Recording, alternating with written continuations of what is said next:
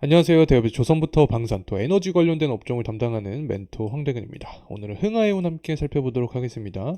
자, 우리가 예상을 했던 그 시나리오가 있었죠. 원유주에서 이제 해운주로 수급이 이동할 가능성이 높다. 자, 이런 이야기를 많이 들었는데 현재 해운주에 대한 수요가 계속해서 증가하고 있는 모습입니다. 예상된 흐름세가 지속이 되고 있다. 자, 이렇게 볼 수 있는데 최근에 이렇게 시장의 관심 자체가 증가한 이유가 무엇인지 금일 영상을 통해서 말씀드릴 예정에 있습니다. 그리고 나서 이 경제적인 측면을 우리가 볼 수밖에 없습니다. 어쨌든 해운 같은 경우도 이 물류랑 또 연관이 있는 그런 업종이기 때문에 경제 동향을 통해서 해운주가 살아나는 요인이 과연 뭐 때문인지 정확하게 분석해보는 시간 갖고, 이 마지막으로는 전쟁 리스크죠. 전쟁 리스크가 계속해서 유지가 되면 앞으로 흥하용 같은 경우에도 주가 상승 모멘텀이 강하게 존재할 가능성이 높아지는데, 이렇게 전반적으로 흥하용을 투자를 할 때 가장 필요한 핵심적인 내용 금일 말씀드릴 예정에 있으니까 구독과 좋아요 한 번씩 부탁드리고, 그러면 영상도 끝까지 시청해 주시면 감사하겠습니다. 우선 현재 흥하용 같은 경우에는 5%가량 주가가 상승을 해주고 있는 상황입니다. 뭐 해운주의 대표적인 종목들이 따로 또 있죠. 대한해운이나 그리고 HMM 같은 종목들도 다 주가가 강한 상승의 흐름세를 보여주었습니다. 사실 우리가 시장의 동향을 계속해서 파악을 해야 되는 이유가 국내 증시 같은 경우에는 테마성 요인이 강하다라고 설명을 드렸습니다. 수급적인 측면을 볼 수밖에 없게 되는 거고, 원유주 다음에 해운주로 이동할 가능성이 높다라는 시나리오를 드렸는데 현재 이 부분이 적중한 상태라는 점 다시 한번 말씀을 드립니다. 자, 그리고 나서 이렇게 해운주에 대한 시장의 관심사가 늘어난 이유가 수급적인 요인 외에도 어떠한 이유가 있을까? 자, 이 부분을 파악을 해보게 되면 일단은 발택 운임 지수를 살펴봐야 됩니다. BDI 지표로도 볼 수 있는데 이 발택 운임 지수가 11%가량 또 급증을 해준 상황입니다. 특히 경기 선행 지표라고 제가 말씀을 드렸었죠. 그래서 경제가 회복세를 보여주게 되면 이 BDI 지표도 상승을 해주는 건데, 아마 BDI 지표가 이렇게 상승한 이유 자체가 경기가 잘 돌아가고 있다. 자, 이 부분을 보여주는 제스처지 않을까 생각을 하고 있습니다.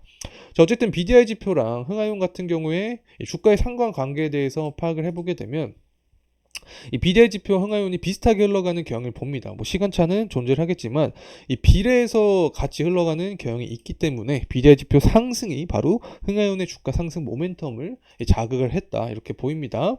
자, 그리고 벌크선 운임 상승에 해운주 주가도 상승하는 모습을 보여주고 있다. 결국에 똑같은 이야기입니다. BDI 지표가 상승을 해줬고, 제가 뭐 지난 영상들을 통해서부터 계속 강조드렸던 부분이 있었죠. 바로 철광석에 대한 수요입니다.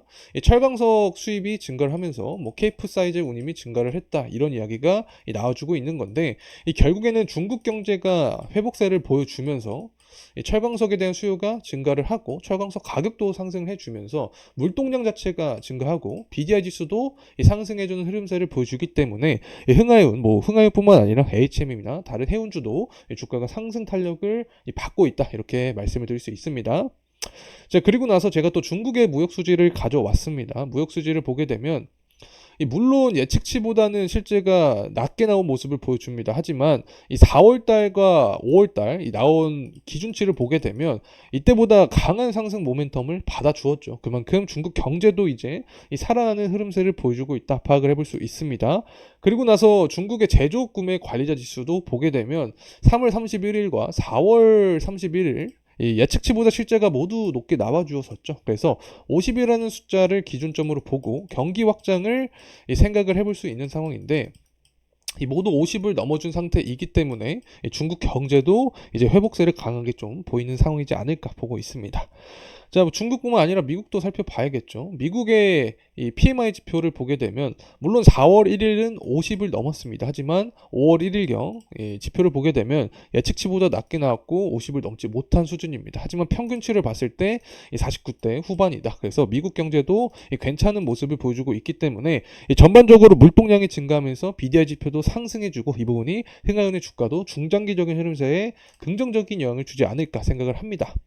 자, 그리고 나서 해운주 중에서도 특징이 있다라고 설명을 드렸습니다. 흥하용 같은 경우에는 물론 BDI 지표에 따라서 주가도 변동성을 존재를 하겠지만 가장 중요한 부분이 바로 전쟁이라고 설명을 드렸습니다. 지금 어떤 이야기가 나와주고 있냐면 휴전 협상이 결국에 결렬이 되었다라는 이야기가 나와주고 있습니다. 뭐 사실 전쟁에 대한 이 리스크 자체가 단기적으로는 해결될 확률이 적다라고 이 설명을 드렸는데 이 부분도 우리가 예상했던 범주대로 이어가고 있다. 이 결국에 11월 대선을 앞두고 전쟁 리스크가 한 번 더 강하게 터질 확률이 높습니다. 그렇게 되면 흥하연의 주가도 BDI 지표 상승폭과 더불어서 전쟁 리스크로 인해서 이 강한 상승 모멘텀을 받을 수 있다. 이렇게 말씀드립니다. 자, 그리고 나서 뭐 전쟁에 대한 리스크가 부각이 되면 왜 흥하연의 주가가 상승할 수 있는가? 뭐 기본적인 내용이긴 하지만 한 번 더 이야기를 하고 넘어가도록 하면은 뭐 이란 밑에 바로 호르무즈 해협이 있죠. 그래서 호르무즈 해협을 봉쇄한다라는 이슈가 나올 수가 있게 됩니다. 그렇게 되면 운임비 상승을 유발을 하게 되면서 흥하연의 주가도 이 상승 탄력을 받을 수 있다는 점 말씀을 드립니다. 자, 이제 유가적인 흐름세까지 함께 체크를 해봐야겠죠. 사실 유가는 해운주의 비용으로 작용을 합니다. 그래서 유가가 상승하면은 좋지는 않은데 우리가 지금 트렌드를 읽어야 된다라고 설명을 드렸었죠. 유가가 상승하는 측면에서도 해운주 주가가 상승한다라고 설명을 드렸습니다. 현재 이 범위도 유효하게 작용을 하고 있는 거죠. 자, 이거는 왜 그러냐면 최근에 유가가 상승한 이유는 전쟁에 대한 리스크로 유가가 상승을 합니다. 이 전쟁 리스크가 부각이 되면 유가도 상승하게 되고 운임비도 상승하죠. 근데 운임비에 대한 상승폭이 유가보다 더 강하게 작용을 하고 있기 때문에 이 전반적으로 봤을 때 유가가 상승할 때도 해운주 주가도 이 상승하는 현재 모습을 보여주고 있다는 점 다시 한번 말씀드립니다.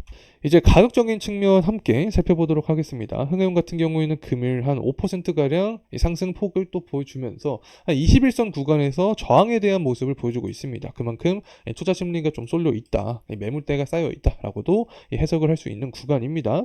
어쨌든 금일에 대한 이슈를 봤을 때 BDI 지표 그리고 중국 경제 지표도 살아나는 모습, 철강석에 대한 수요도 증가를 하고 있기 때문에 앞으로 중장기적인 관점에서 조금 더 탄력을 받을 수 있지 않을까 개인적으로 생각하고 있습니다. 조금 더 큰 그림으로 보게 되면 이 주봉으로 함께 살펴보도록 하겠습니다. 주봉의 21선 구간에서 계속해서 이 저항 구간을 보여주고 있는 상황인데 이 구간을 돌파를 해주는 게 1차적인 이 포인트가 될 수 있지 않을까 이 생각을 하고 있습니다. 지금까지 흥하연의 주가 상승 모멘텀을 보더라도 뭐 BDI 지표가 상승할 때도 주가가 상승했습니다. 하지만 더 강하게 상승폭을 보여줬던 요인 자체는 바로 전쟁에 대한 리스크가 부각이 될수록 주가가 강하게 뛰었다. 해운주 중에서도 대표적인 이 해운주가 바로 흥하연이었다. 이렇게 설명을 드릴 수 있습니다. 그래서 이 BDI 지표는 이제 우리가 어느 정도 예상을 할 수 있는 그런 범주이기 때문에 기대할 수 있는 상승 모멘텀은 결국에 이 전쟁이다. 11월 대선을 앞두고 트럼프와 바이든 지지율 싸움을 하는데 이러한 상황에서 전쟁 리스크를 다시 한번 부각을 시키면서 투표에 대한 심리를 자극할 확률이 높다. 자, 이렇게 생각을 할 수 있겠죠. 그래서 전쟁 리스크가 한 번 더 부각이 되면 흥하연 같은 경우 강한 주가 상승 모멘텀을 보여주면서 24년 초와 같은 이런 분위기를 다시 한번 좀 예상을 해볼 수 있지 않을까, 기대를 해볼 수 있지 않을까 생각을 합니다. 자, 이제 흥하연에 대한 영상 여기까지 마무리하도록 하겠습니다. 금일 시간이 도움이 되셨다면 구독과 좋아요 부탁드리겠습니다. 감사합니다.